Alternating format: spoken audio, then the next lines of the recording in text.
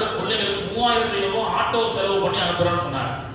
அதன் அடிப்படையில் பிள்ளைகள்லாம் அந்த 2.5 மணி 3 மணி நேரம் அமானியமாக அனுப்பப்பட்ட பிள்ளைகளுக்கு ஆஜர் அவர்கள் சொல்லுவாங்க, ஹஜ்ரத் இவ்வளவு தூரம் கார்ல ஏதோ ஒரு மதரசாவுடைய 10 மணி ஆச்சுன்னு சொன்னா ஒரு கான்வென்ட் பள்ளிக்கூடம் திறப்பதை போன்ற ஒரு காட்சி ஜும்மா பள்ளியில் அளிக்கும்.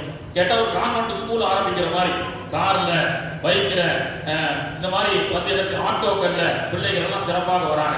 அப்ப வரக்கூடிய பிள்ளைகளுக்கு சொல்லக்கூடிய தரமான கல்வியை கொடுப்பதற்காக எத்தனை ஆசிரியர்கள் வந்தாலும் அந்த ஆசிரியர்களுக்கு நம்ம சம்பளம் கொடுப்போம் அப்படின்னு சொல்லி கிட்டத்தட்ட அல்லாஹ்வுடைய கிருபையில ஸ்நாக்ஸ், உலமாக்களுடைய செலவு, பரிசுகள் போன்று வருஷத்துக்கு 2 ல இருந்து 3 லட்சம் ரூபாய் வரைக்கும் பட்ஜெட் போட்டு இந்த பிள்ளைகளுக்கு மார்க்க கல்வியை எந்த ஒரு காசும் இல்லாம எந்த ஒரு சுய லாபமும் இல்லாமல் சிறப்பான முறையிலே ஜும்மா பள்ளி செய்து கொண்டிருக்கின்றது.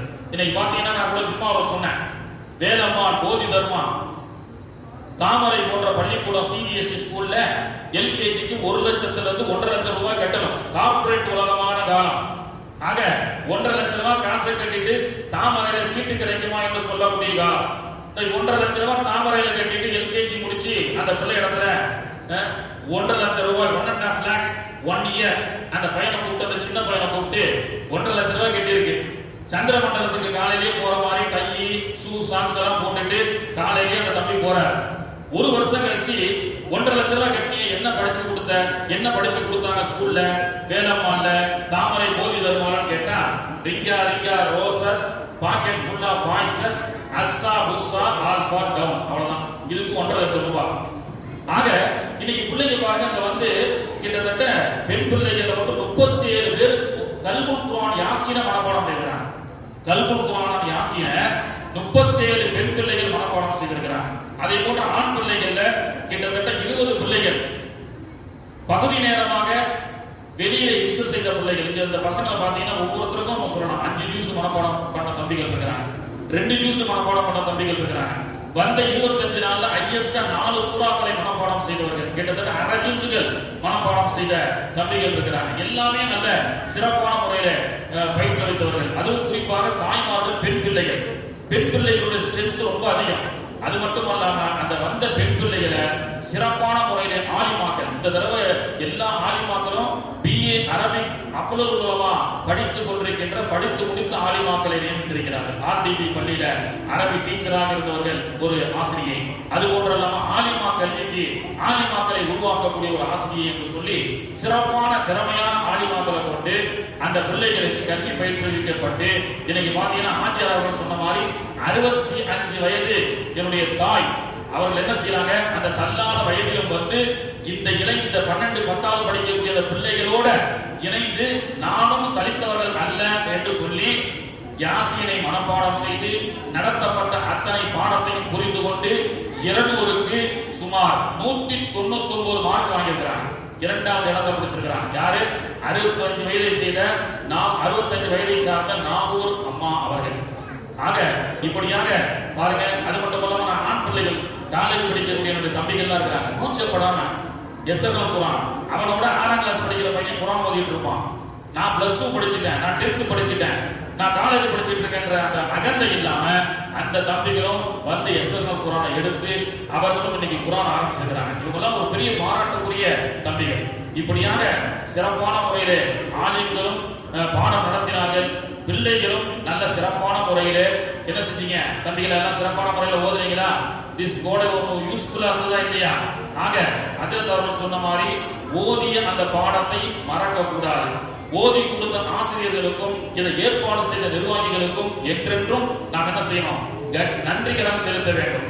இங்கிருந்து சங்கர் தயாள் சர்மா அப்துல் கலாமுக்கு முன்னாடி, அதுக்கு முன்னாடி இருந்த ஒரு ஜனாதிபதி அவர்கள் ஓமன் தம்பி கேட்டே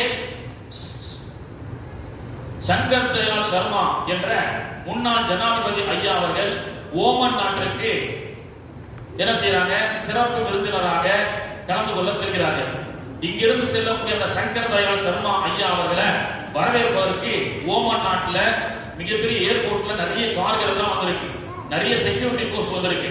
அப்படிப்பட்ட நேரத்துல அந்த ஓமன் நாட்டினுடைய கபூஸ் அல் சுல்தான் என்று சொல்லக்கூடிய ஓமன் நாட்டினுடைய அதிபர், அரசர், அவர் என்ன செஞ்சாரு, அவரே சென்று சங்கர் தயாள் சர்மா அவர்களை வரவேற்று தன்னுடைய கார்ல அமர வைத்து அவர் டிரைவராக இருந்து ஓட்டிட்டு போனார். சரியா? அப்ப டிரைவராக இருந்து ஓட்டி கொண்டு செல்லக்கூடியவரை பார்த்து எல்லாம் மக்கள் ஆச்சரியப்பட்டாங்க. உலக மீடியாவே ஆச்சரியப்பட்டது. கபூஸ் அல் சுல்தான் இந்தியாவினுடைய ஜனாதிபதி சங்கர் தயாள் சர்மா அவர்களை தன்னுடைய கார்ல அவரே ஓட்டுநராக இருந்து அவருக்கென்று பல கார்கள், அவருக்கென்று சிறப்பான ஓட்டுநர்கள், அந்த காருக்கு முன்னும் பின்னும் நிறைய செக்யூரிட்டி போர்ஸ், அதையெல்லாம் தாண்டி அவர் கபூஸ் அல் சுல்தான் மஸ்கத்துடைய அதிபர் சங்கர் தயாள் சர்மா அவர்களை கார்ல உட்கார வச்சு ஓட்டிட்டு போனாங்க. மீடியாவே ஆச்சரியமாக பார்த்தது. அப்பொழுது கபூஸ் அல் சுல்தான் சொன்னார், இவர் உங்களுக்கு ஆச்சரியமாக இருக்கா?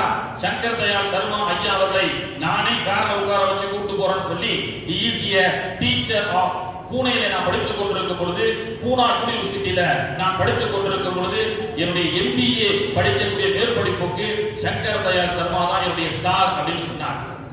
அப்போ கற்றுக் கொடுத்த ஆசிரியர்கள், நீங்க எந்த உச்சத்துக்கு சென்றாலும் சரி, கற்றுக் கொடுக்கப்பட்ட ஆசிரியர்களுக்கு மரியாதை செய்யணும், பெற்றோர்களுடைய துவாக்களை பெற வேண்டும். அது போன்று நாம் செய்தால் சிறப்பாக வளர முடியும். ஆட்சியார் அவர்கள் கூட சொன்னாங்க, அன்னைக்கு கூட ஐயம்பேட்டையில பைத்துல் மால் சார்பாக சிறந்த மதிப்பெண்கள் எடுத்த பிள்ளைகளுக்கு ஒரு ஊக்கத்தொகைக்கு என்னை பேச அழைத்திருந்தார்கள். முந்தானார் அங்க போகும் பொழுது 22 பெண் பிள்ளைகள் தான் இருந்தாங்க. எனக்கு ஆச்சரியம், ஆண்பல பசங்க யாரும் இல்லையா? ஏங்க எல்லாம் 22 பசங்களும் 10th + 2ல அதிக மதிப்பெண் எடுத்த பிள்ளைகள்னு சொல்றீங்க, யாருமே ஆண் பிள்ளைகளை காணுங்க அப்படின்னு கேட்டா 2 பசங்க இருக்காங்க அப்படின்னு சொன்னாங்க. அங்கே பேசப்பட்ட அனைத்து அந்த பைத்துல் மாலை சார்ந்த நிர்வாகிகள், ஐயம்பேட்டை சார்ந்த நிர்வாகிகள் ரொம்ப கவலைப்பட்டாங்க. ஆண் பசங்க இந்த மாதிரி படிக்காம இருக்கிறாங்க, ஆட்டோ ஓட்டி கொண்டிருக்கிறார்கள், ரொம்ப படிக்காம பசங்க இருக்கிறாங்க, பெண் பிள்ளைகளும் படிச்சுட்டு வேலைக்கு போறதுல திருமணத்துல பேருக்கு பிறகு BSc MSc போட்டுக்கிறாங்க. அதனால சமுதாயத்துக்கு எந்த பிரயோஜனம் இல்லை. பெண் பிள்ளைகள் படிப்பதை விட ஆண் பிள்ளைகள் படிக்க வேண்டும், வக்கீல்கள் உருவாக வேண்டும் அப்படின்னு சொன்னாங்க.